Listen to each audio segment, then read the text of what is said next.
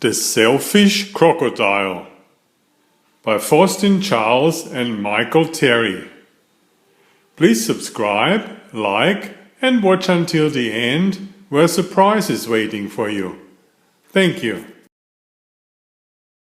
Deep in the forest, in the river, lived a large crocodile. He was a very selfish crocodile.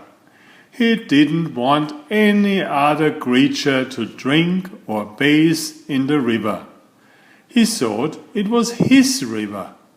Every day he shouted to the creatures of the forest, "Stay away from my river! It's my river! If you come in my river, I'll eat you all!" So there were no fish, no tadpoles, no frogs, no crabs, no crayfish in the river. All were afraid of the selfish crocodile. The forest creatures kept away from the river as well. Whenever they were thirsty, they went for miles to drink in other rivers and streams.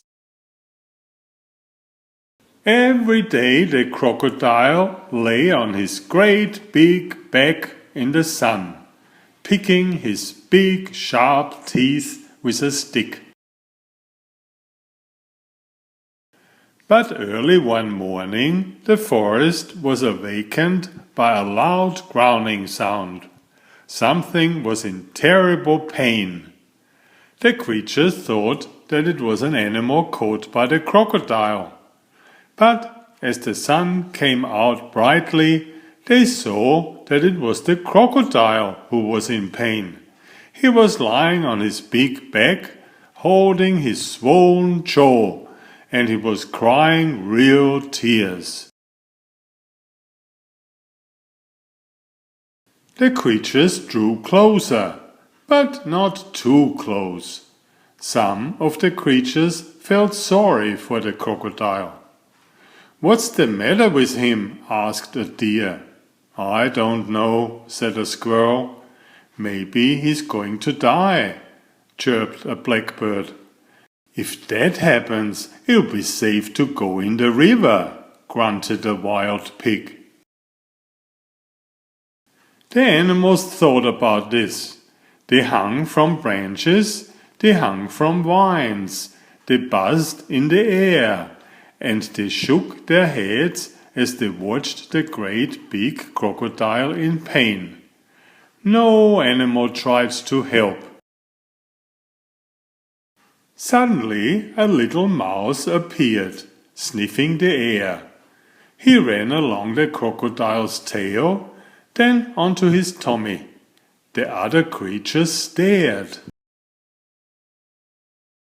"Look at that mouse!" chattered a monkey. "He's either very brave or mad." "He's going to be eaten for sure," said an iguana.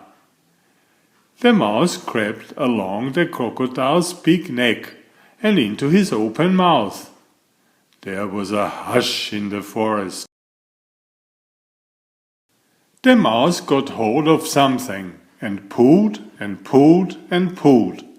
Then he put it on his shoulder and walked out of the crocodile's mouth. There was a loud cheer from the astonished creatures. The crocodile sat up and said, "I don't feel any more pain. It's all gone." Then he saw the mouse walking down his tummy, carrying an enormous crocodile tooth on his shoulder. "Your bad tooth was giving you the toothache," answered the mouse, turning around to face the now smiling crocodile. "Do you want it back?" "Oh, no, no, no, get rid of it. And when you have done that, come back. I'll have a present for you." The mouse went and buried the bad tooth under a tree, and when he returned, the crocodile had a nice juicy nut waiting for him. As the crocodile watched the mouse eating the nut, he said to him, You were very clever getting rid of my toothache. And kind too. I'm so grateful. But what shall I do if my toothache comes back? Don't worry, I'll help you take care of your teeth, answered the mouse, nibbling. Soon the crocodile and the mouse were the best of friends. And one day the crocodile sent all the animals an invitation. Please come to drink and bathe in the river. I won't hurt you. The river belongs to us all, he said. The creatures weren't afraid to drink and bathe in the river any more. Although the crocodile was sometimes snappy, they grew to love him. And soon the river was full of fish and tadpoles and crabs and crayfish. Enjoy my new series Oliver and Jumpy. 19 video books with about 500 pictures. There's text, but I also read it aloud for the younger children. I have written 65 stories and had them illustrated at great cost for your children's fun. Oliver is an elegant tomcat and Jumpy is his lady friend.